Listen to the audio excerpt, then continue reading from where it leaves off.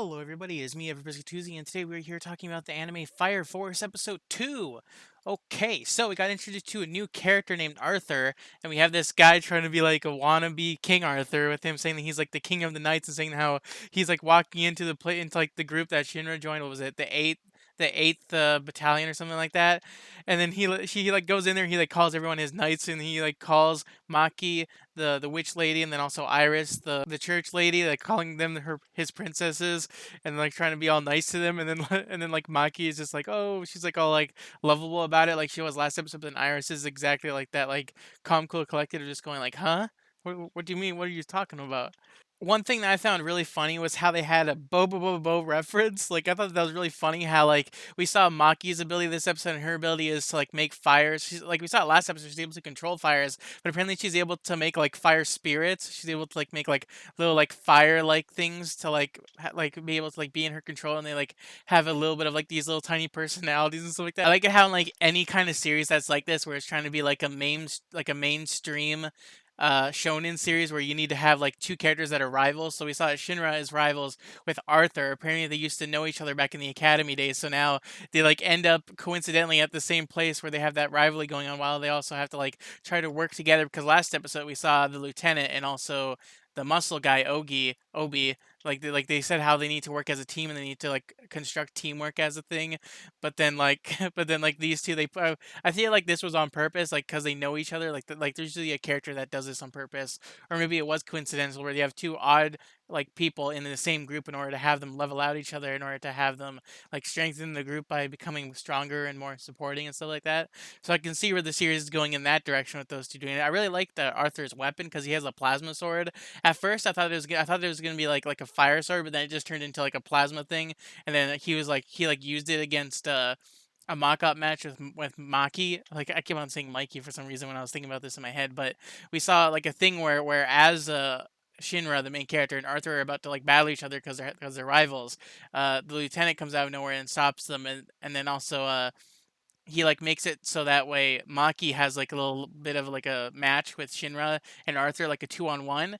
And at first I didn't know what her ability was. Like I said before, it was a really cool ability seeing her control spirits and stuff like that. So then Shinra like has this awkward smile that he usually has with the sharp teeth, and goes in to like attack her, but then she like controls his flames and makes it like go away, and then he like almost falls off a building, but then he saves himself at the last minute. And then Arthur goes in and tries to slash her, but then she notices that she can't like make his plasma go away, and then he was able to like fight with her. But then he doesn't, because he says, "Oh, I'm a gentleman knight, so I can't fight off against a lady." And then her fighting was like one thing I noticed during the fight is that, wow, I didn't notice this last episode, but wow, she is very buff. Like she is very buff. Like she was there, she is there like really. She literally goes in and is just like using like these little like defensive moves, like smashing them in the stomach, like kicking them. She like literally used her palm fist to like break Arthur's like teeth open, and he had like a bunch of teeth open. But because that's a comedy moment, he's not going to lose those teeth, because in anime, whenever when you lose teeth, you don't lose it forever. It just grows back. Usually the characters like eat food. I think that in Dragon Ball you eat food, and then your teeth and muscles just grow right back. Or you have like in One Piece cases, you have like a hole in your stomach and you just eat meat and drink water, and then you're automatically you're automatically healed up to par. So you have that going on. Saw that in any other series. With this series, we say how there's going to be like a little bit of a tournament contest arc, where they're doing like this newbie tournament. How there's two newbies in this group right now, so I'm going to assume that since they're the eighth like battalion type of thing, we have that there's seven other battalions, so they probably have one or two recruits, just like this place has. Gonna see them fight off against others. So we're gonna see like it's gonna be bad if it's 2v2s instead of it being just 1v1s. Because if it's 1v1s, Shinra could probably do it, but if it's 2v2s, they're probably gonna have to learn to work together this episode, which is something that I can probably just summarize, like theorize right there. But so far, the first time in this episode was pretty good. We also saw Shinra is still like mourning over his mom still, and he's trying to like get over that anxiety. He's trying to figure out the fire monster from last episode. But so far, still good. Enjoyed last week's episode. Enjoyed the starting of this episode. Can't wait to review the rest in a few seconds. Okay, so I'm back, and I just watched around the 10-minute mark to about the 16-minute mark, and all I gotta say is wow. So apparently there's a whole entire mastermind behind this, and I did sort of like was trying to like memorize the names a little bit when I looked at the my anime list for it. They show the character sheets and stuff like that, and I see who this Mr. character is. So I'm just not gonna. I see his name, and I was like, that definitely makes sense with what I'm seeing right there, where you see like a huge smiley face right there. That's a fire that their infernal is doing right them. One thing that I was like wondering from last episode, I was wondering exactly why people combusted, and then they found it apparently this is a new way for people to die. It could just happen randomly, and they like say that it's sort of like an illness or it's sort of like you having cancer or something like that. And I was like, what? This is really just random. You just randomly turned into fire though. That's really crazy how that would even happen. Like you just feel it, like we saw last episode. One thing that we saw after the part where I last left off is that we saw I could definitely see what type of rivals these are. Like you have like these two are like basically the exact same characters, but they have different mindsets with their rivalry towards each other. Shinra and Arthur. After that, we saw the big guy Ogi. We saw Obi. I keep on calling him Ogi. We saw the big guy Obi coming around. He was like showing them into like the equipment room, and apparently the lieutenant of the group got the glasses. Man, he seems like a pretty like I can't tell if this is like his personality or if he has like mental damage. Sort of like how the based on the ending song. I don't know if the ending song is like interpreting in the actual story, but it seems like the blonde-haired girl might have something going on too. The lieutenant is also the equipment manager of the group, and then like Obi said that they need to get a real equipment manager, but the lieutenant says he's okay with doing it because he's a hard worker guy.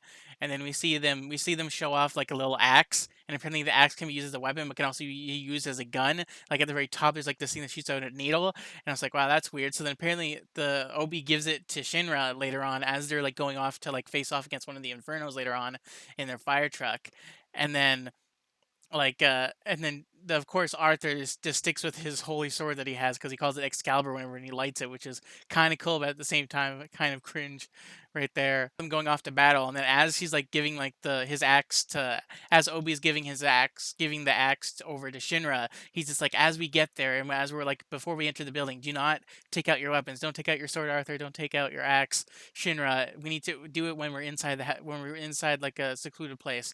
And then like they take it out like as soon as when they get there, they take it out in front of the one of the victims, like one of the family members. Them not listening to him at the place while they're taking out their weapons got him a little bit pissed off, but not super pissed off. So he takes them off to the side and says, "Hey, you should not do this." And then they like for some reason they have this little moral standpoint saying how like he's like tells them something that's totally obvious that for some reason they're being dumb about. I guess it's because they're 15 or 16. He's just like, you do realize that we're not actually doing this holy act of like putting them to rest, and we're just killing these people that turn into monsters. And they're just like, oh, shocked face. This is something that we probably never learned.